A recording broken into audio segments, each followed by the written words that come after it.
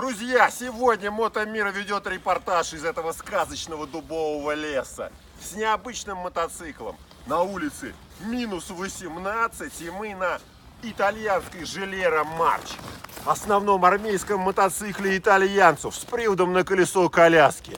Глядите, итальянцы сделали большую ошибку, когда они пошли к нам. Да-да-да, привод — это вот эта штука, кто не знает. Ну, глядите, как он работает. Эта 500-ка ничего не могла сделать в нашем замечательном дубовом лесу. Мы им показали. Глядите. Вперед! На старт! Ой, заводит он хорошо. Посмотрим, а как он едет.